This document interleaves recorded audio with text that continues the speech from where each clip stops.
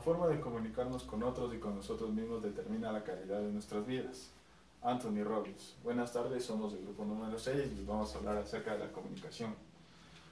La comunicación es la transmisión de información de ideas entre dos o más personas, siempre y cuando pertenezcan al mismo grupo lingüístico. La comunicación tiene códigos lingüísticos como el oral y el escrito, y códigos no lingüísticos como el gestual, auditivo y visual, siempre y cuando las personas que intervengan en esta conozcan su significado. A continuación les voy a hablar sobre la comunicación científica.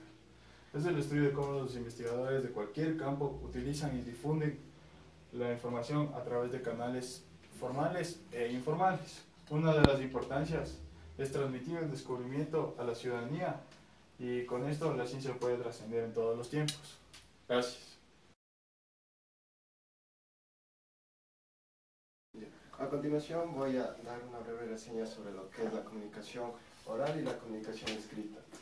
La comunicación oral es aquella que se establece entre dos o más personas con el fin de intercambiar información o ideas mediante el lenguaje oral. Las características de la comunicación oral es que se requiere un emisor y un receptor.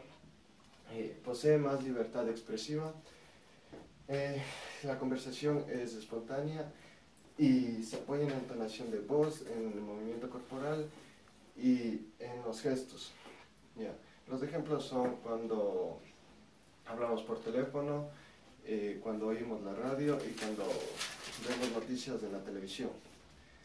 Comunicación escrita es la forma que se expresa con palabras y oraciones en forma de textos. Las características de la comunicación escrita son que es reflexiva, organizada, elaborada y lógica, que es diferenciada y permanente y que se usan letras, tildes y signos de puntuación para poder crear la carta o el texto.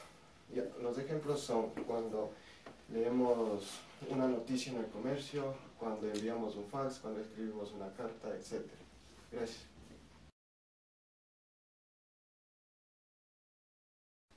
A continuación, voy a hablar acerca de los elementos de la comunicación oral y escrita.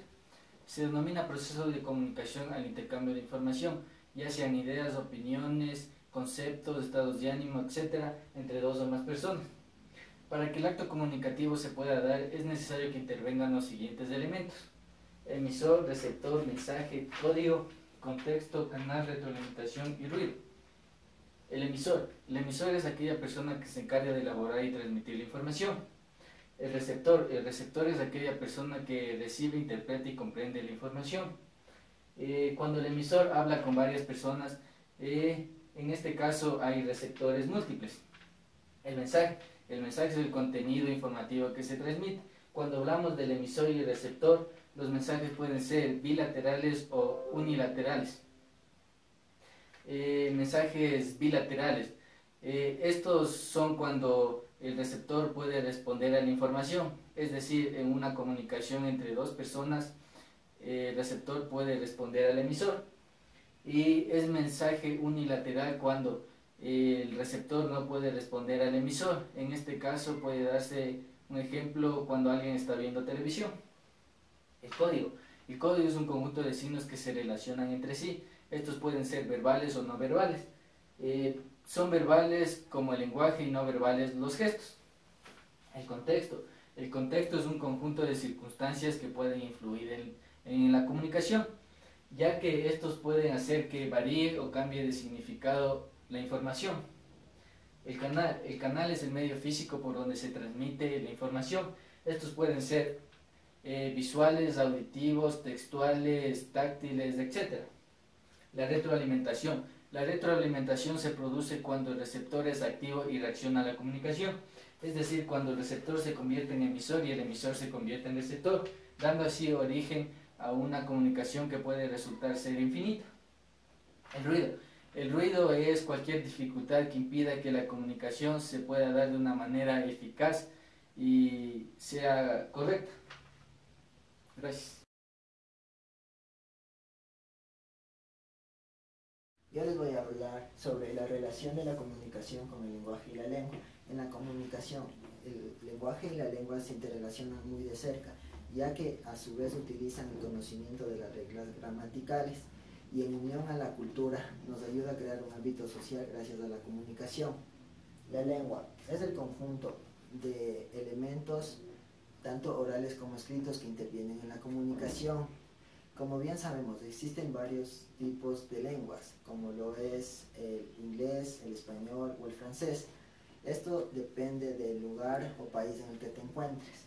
El lenguaje se subdivide en 4 parámetros: el habla, la norma, el uso y el dialecto. El habla es el uso de la lengua, dependiendo de la comunidad lingüística en la que estés. Norma es el reglamento que establece la comunidad sobre su lenguaje.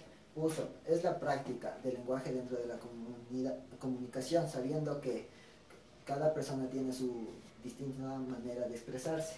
El dialecto es un lenguaje propio, utilizado principalmente en los grupos sociales y culturales, como tribus urbanas. Gracias.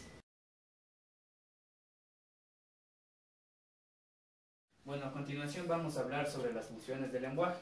El uso de la lengua que hace un hablante según sus intenciones. Dice, las funciones de la lengua son las siguientes: emotiva o expresiva. En esta función quiere decir que el emisor emite un mensaje de una forma sentimental, transmitiendo sentimientos. Esto es en una forma, en un saludo cortés, o a la misma vez que una persona quiere transmitir sus sentimientos hacia otra. Bueno, viene también la función referencial o representativa o referencial.